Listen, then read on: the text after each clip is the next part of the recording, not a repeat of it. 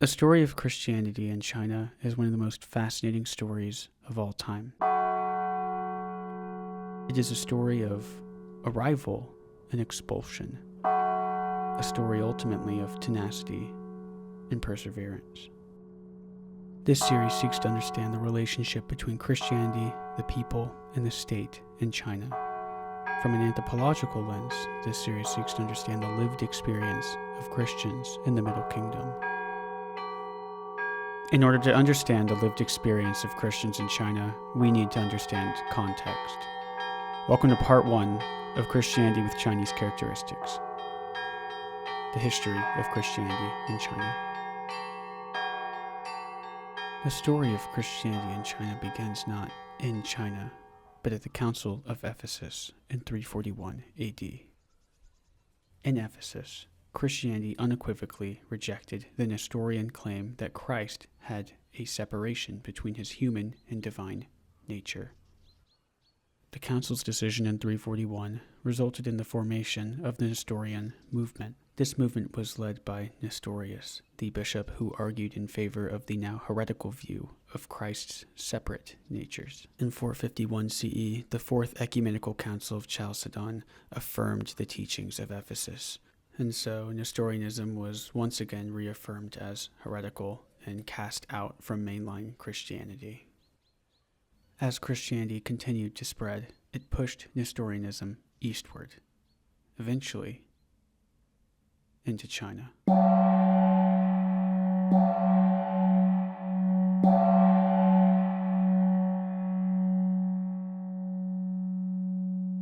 Some claim that Christianity arrived in China at the time of the Apostle Thomas, claiming that he went to China after establishing the church in India.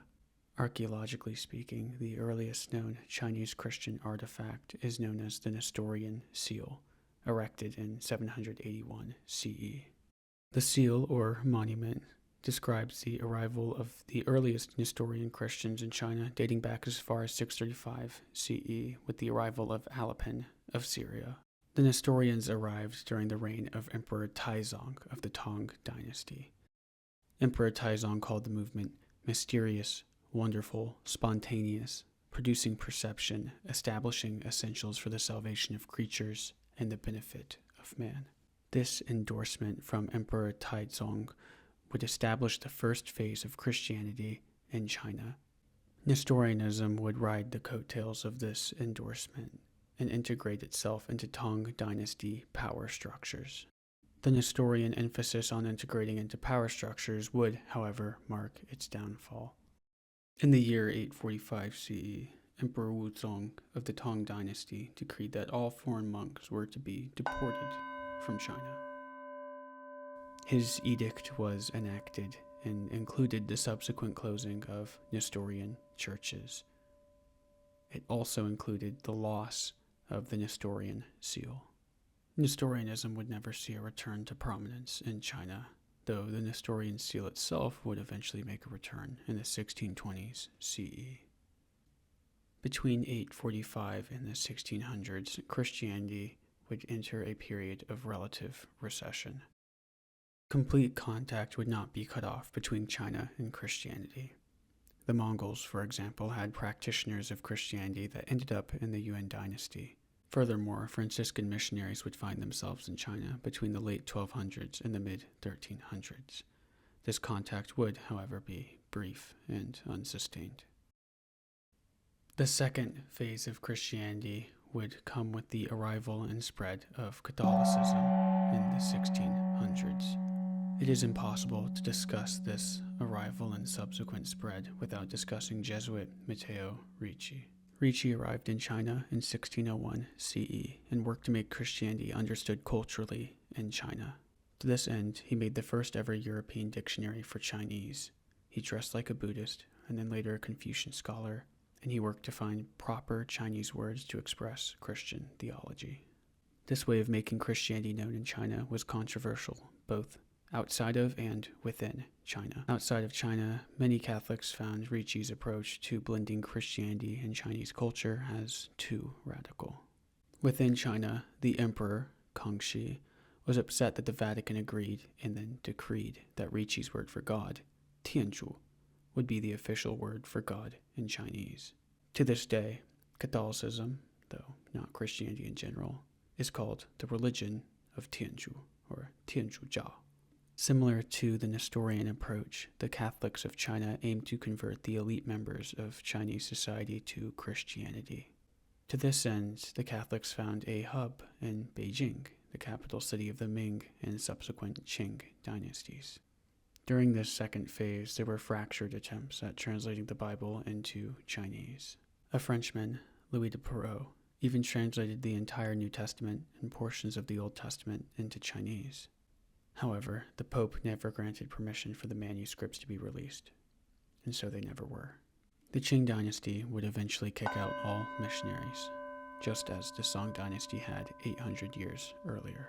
Preceding this expulsion, on 11 February 1724, Qing subjects were forbidden from practicing Christianity. A few Catholics were allowed to remain on the imperial court after the expulsion due to their prized knowledge. However, the century of growth and expansion experienced by Catholicism, growth that had converted 250,000 Qing dynasty subjects, had ended. Despite the best efforts of missionaries like Ricci to contextualize Christianity in China, it was never accepted as an indigenously Chinese religion due to the Catholic focus on the elite levels of society. Therefore, the second phase of Christianity in China had come to an end. The third phase of Christianity in China came in the 1800s with the arrival of Protestantism. Compared to the Nestorians and Catholics that came before them, the Protestant missionaries approached spreading Christianity in China from a bottom-up rather than a top-down perspective. These missionaries worked to expand Christianity in China, primarily by creating and then distributing a Chinese version of the Bible, alongside the first-ever Chinese to English dictionary. This bottom-up approach, in addition to improvements in areas such as science, technology, and social justice, led to Christianity having immense staying power in China. This phase of Christianity's contact with China was relatively short, lasting less than 50 years. However, the foundation and structure that was laid by the Protestants' focus on a bottom-up approach would directly enable and lead to the final phase of Christianity in China. The fourth and final phase of Christianity in China is marked by indigenization, which some call Sinicization. In essence, Christianity in China moved away from being a religion brought to China from outside powers and instead became a religion cultivated within China by Chinese citizens. The transition from the third to the fourth phase of Christianity in China was ominously begun by a rebellion, a civil war, known as the Taiping Rebellion. There aren't pictures from this time. There aren't paintings that depict individual acts of violence, because the Taiping Rebellion killed more people in China than World War I killed in its totality. But we don't have time for that. We'll circle back to Taiping another day. Suffice to say that the Taiping Rebellion was inspired by Christianity, as the leader of the Taiping Rebellion, Hong Xiuquan, claimed that he was the brother of Jesus Christ. Misery in China would continue with the Boxer Rebellion.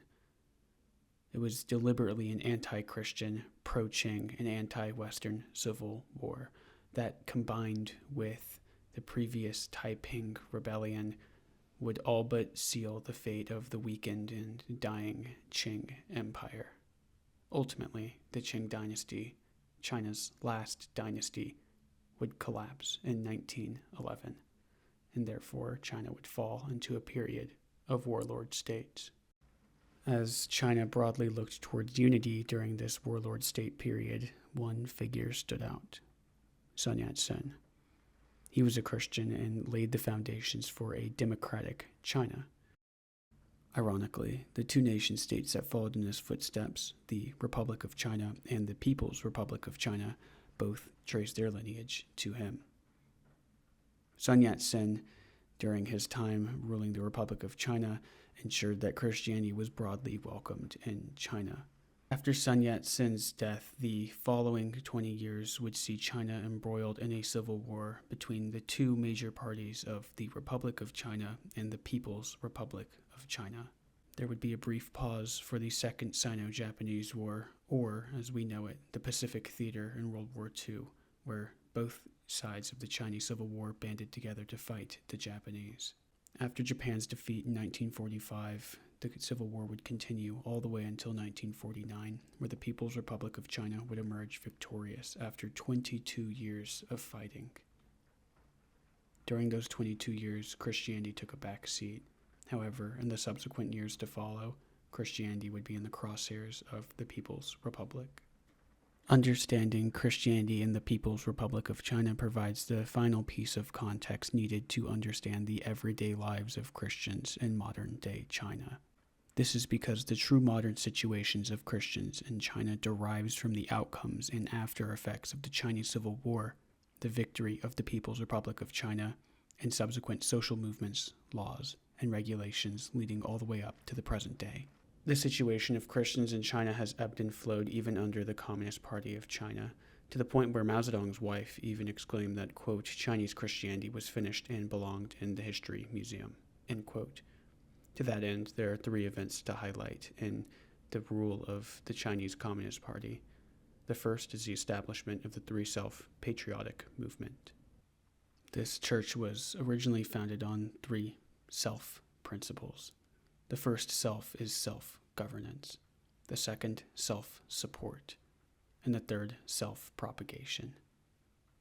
The Three Self-Patriotic Movement effectively became the official touchpoint for Christianity and the party after its formation in 1954.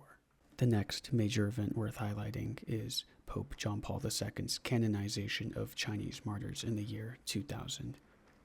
This represented a major break between the Chinese Communist Party and Christianity, specifically in Catholicism.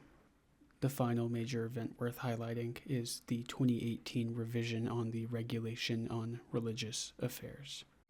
This policy dictates how citizens in China are allowed to practice and act out their religion, and therefore provides the last piece of context as it underpins the current legal standing of Christians in China.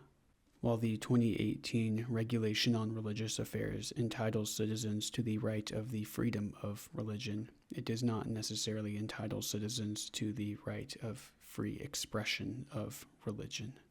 Places of worship are prescribed in this document, including both in person and online. Who people can talk about their religion with at what age is also regulated, and ultimately, in the regulation's own words, quote, the regulation is formulated with the goal of protecting citizens' freedom of religious belief, maintaining religious and social harmony, and regulating the management of religious affairs, end quote. The management of religious affairs and maintenance of social harmony are dangerous tools when wielded by an authoritarian state. Join me next time to shine light on how the management of religious affairs and maintenance of social harmony impacts the everyday lives of Christians in China as we seek to better understand Christianity with Chinese characteristics.